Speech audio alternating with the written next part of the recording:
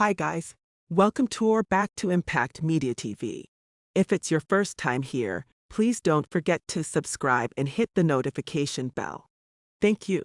So as many of you will know, the reparations debate has been gaining traction in recent years in the US, Caribbean and the UK. The discussions began to pick up major speed as a consequence of the nationwide racial justice movement in the US in 2020. A Howard University professor is advocating for the United Nations Tribunal to demand that the U.S. government pays $5 million in reparations to all descendants of slavery in the country. The proposed compensation would be allotted regardless of voter approval and will be left to the decision of the city-appointed panel. Eligibility would be solely based on the individual's African American ancestry. As of 2020, California became the inaugural state to establish a group for the purpose of providing reparations. Despite nearing the 3-year mark since its initiation, crucial determinations as to the criteria for individuals eligible for compensation and the amount they shall receive have not yet been reached. The set deadline for the task force to submit its concluding document on recommendations for reparations is on July 1, 2023, so it's steadily approaching. Upon submission, the legislature will deliberate and create legislation based on these recommendations. Numerous meetings have been held by the task force to deliberate on the duration and compensation computation for 5 types of injustices endured by the Black community. These include the confiscation of property by the government, discrimination in housing leading to homelessness, and mass imprisonment. In addition to this, the task force is currently in a dispute over residency obligations within the state. Although California became the first to establish a reparation task force, Boston City Council followed suit shortly after, approving a similar task force. In San Francisco, the city-appointed panel has suggested financing debt forgiveness, providing guaranteed annual incomes of $97,000, and offering homes in the city for $1 per family. The Board of Supervisors received the recommendations with enthusiastic support at their first hearing was held recently, with some arguing that the cost should not impede the city from doing the right thing. Supporters say that providing reparations would offer just compensation to Black Americans for the legacy of slavery and racism, which has most definitely led to disproportionate poverty, poor health, incarceration, and economic status. The draft proposal outlines over 100 suggestions, making it the most comprehensive policy effort yet to address the contentious issue of reparations. Chairman Eric McDonald believes that the financial repair is urgent, as families have been deprived of financial mobility for decades due to the exclusionary practices of the system. Critics, including some political liberals in the city, oppose the high cost of the plan and fear the implications it could have on the city. In the 1940s, the Black population in San Francisco increased significantly due to shipyard work. However, they were constrained by racial restrictions and redlining which limited their living options. Even when the Black community established a successful neighborhood in the Fillmore, they were later forced out by government projects in the 1960s. These plans caused the destruction of Black-owned businesses and stripped residents of their property. Nowadays, although Black people make up less than 6% of San Francisco's population, they account for almost 40% of the city's homeless population. The San Francisco NAACP supports the idea of reparations but suggests that the $5 million payments should be rejected in favor of investing in education, job creation, health care, housing, and a cultural center designed for the Black community in San Francisco. The San Francisco branch president, Rev.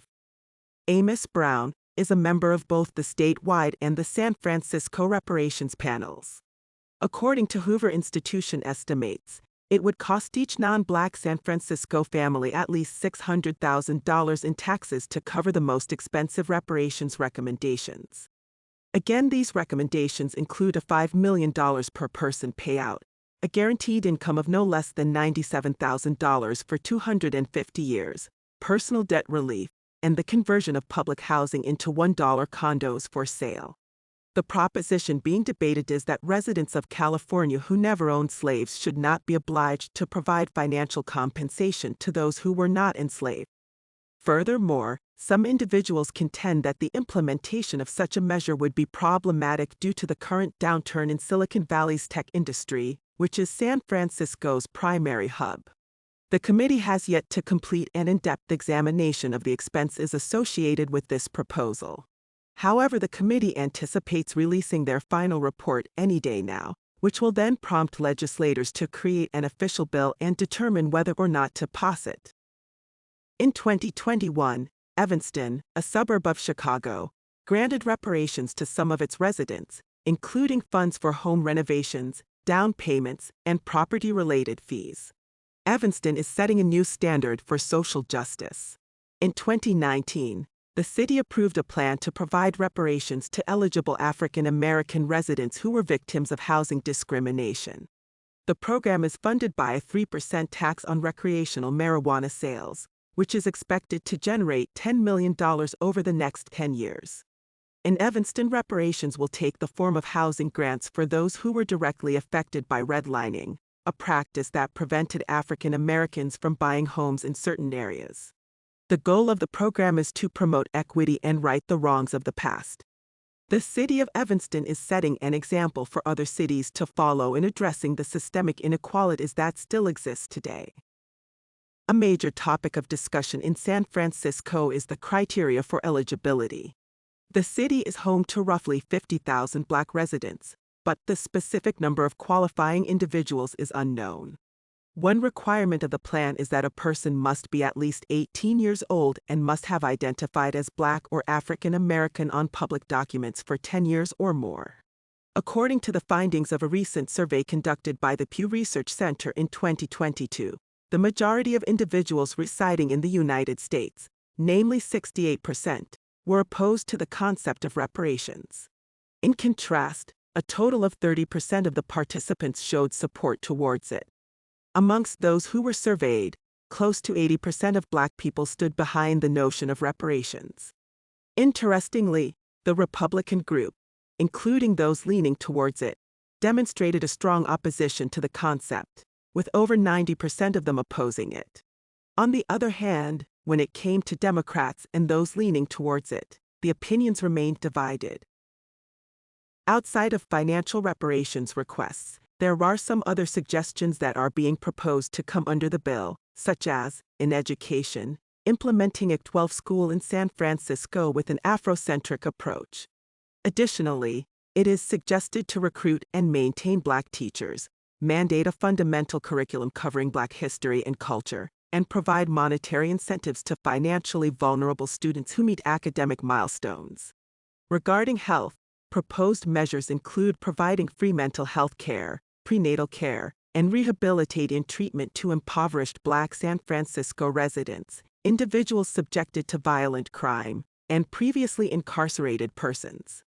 Views on social media varied widely, from one person saying they would outright refuse to pay any taxes towards reparations as they couldn't understand the justification, as their family came to the U.S. after slavery was abolished, and others put forward arguments for why they feel reparations are long overdue. The United Kingdom also has a complex history of colonialism and slavery. Recently, there has also been a growing movement for the UK to offer reparations for slavery. The case for reparations is grounded in the fact that the wealth of the UK was largely built on the backs of enslaved people who were forcibly brought from Africa and the Caribbean to work on plantations. The UK, like other colonial powers, profited immensely from this exploitation. The UK government has yet to formally apologize for its role in the slave trade, which has fueled calls for reparations. The Caribbean fight for reparations for slavery is a long-standing issue that has been gaining more attention in recent years. The Caribbean countries that were colonized and exploited by European nations during the transatlantic slave trade have been calling for reparations for the lasting effects of slavery. Many argue that the social and economic impacts of slavery, such as poverty, inequality, and limited access to education and health care, still affect many communities in the Caribbean today. The fight for reparations in the Caribbean includes demands for financial compensation, investment in education and health care, and an apology from European nations and their former colonies. Impact Media TV. In conclusion, The issue of reparations for slavery in California is an extremely complex and controversial topic that requires careful consideration and evaluation. While some argue that reparations are necessary to address the systemic racism and inequalities that continue to affect Black communities in California, others believe that reparations are not a practical solution to these problems. Regardless of one's position on the issue, it is important to recognize the ongoing legacy of slavery and to work towards a more just and equitable society for all. As debates and discussions continue to unfold, it is essential that we remain open to diverse perspectives and solutions in addressing the historical and contemporary effects of slavery in California and beyond. Thanks for watching, and please don't forget to subscribe, like, and share. Oh, and please take a moment to let us know your thoughts on this important issue in the comments section below. Thank you. Take care all.